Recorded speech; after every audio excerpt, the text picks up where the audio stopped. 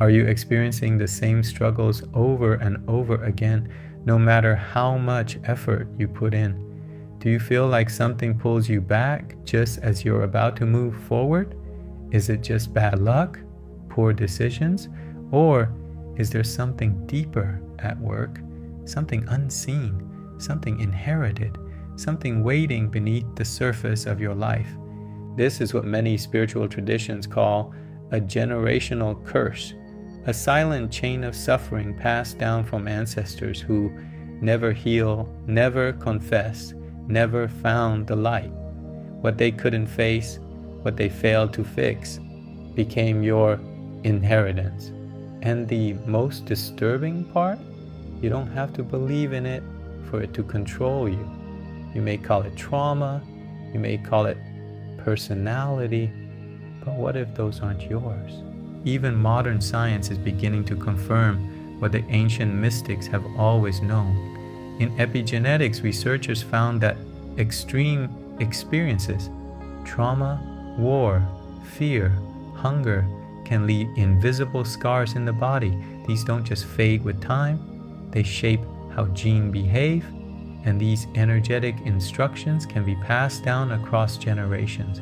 Your responses to the world may not be yours at all, but the sages already knew. Long before science gave it a name, they warned of spiritual residue, karmic bonds, ancestral debts, unseen chains, not superstition, but ancient law. What is not healed continues, and now it lives in you. And here's something powerful.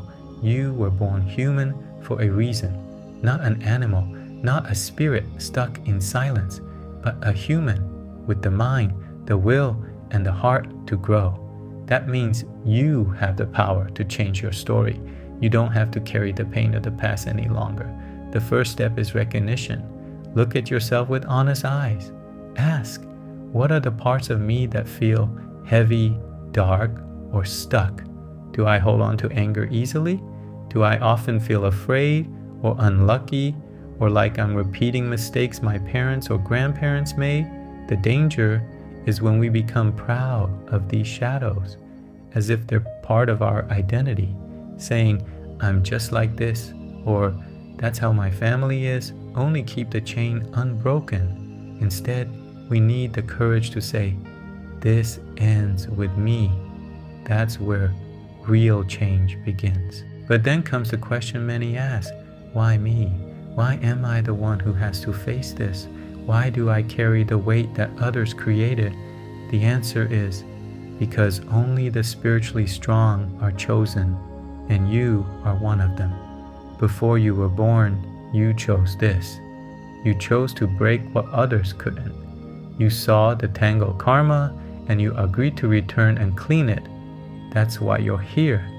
That's why you're reading this. Because your soul remembers. You didn't come to suffer. You came to transcend. You are not cursed. You are called. It feels hard because you were never meant to be average. The very fact that you're seeking answers, spiritual tools, and higher guidance is proof. The part of you that remembers is waking up. You have what it takes. That's why you're here now.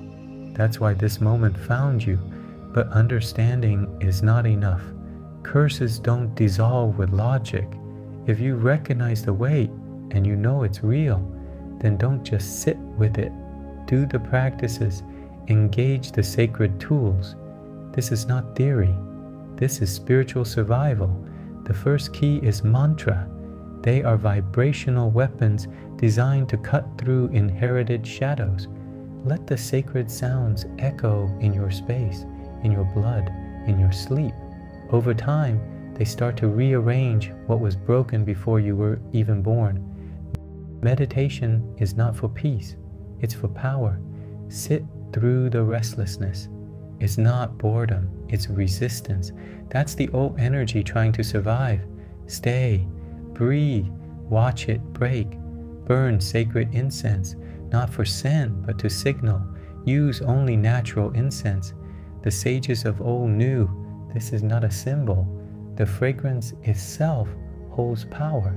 Certain sacred aromas like sandalwood activate energy points within the body, especially those linked to intuition and divine connection.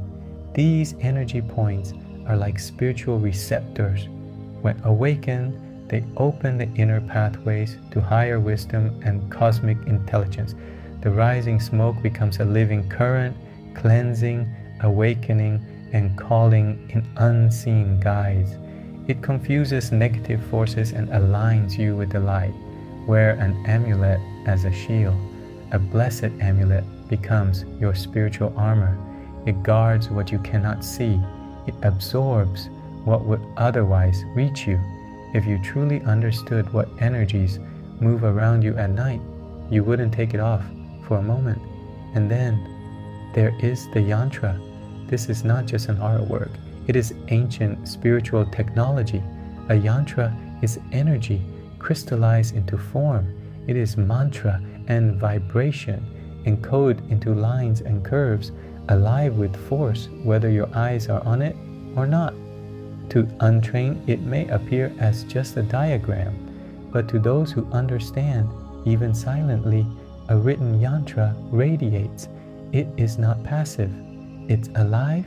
It speaks directly to your higher body, bypassing thought, bypassing intellect, and reaching into the deeper layers where distortion hides. You do not need to understand it with your mind. You need only to place it with intention and let it do its quiet, immense work. It purifies, it aligns, it unlocks. Even in silence, the yantra is always at work. And never forget this: to truly weaken the roots of a generational curse, you must not only cleanse what was inherited, but also build what was never given. Accumulate merit. Share your energy generously. Acts of compassion, giving, and spiritual offering create light where your lineage once carried darkness. Every time you help another, feed the hungry, support the sick, or lift someone in despair, you generate spiritual currency merit that echoes forward and backward through your bloodline. It creates a shield, a blessing, a rewiring of karmic code. Where curses once flowed, your actions plant seeds of grace. Give not just to fix yourself, but to redeem your lineage. That is how the chain truly breaks. This is the path of reversal. You are not a victim of a curse. You are the breaker of it. But do not take it lightly. This work demands consistency. These are not habits. These are rituals.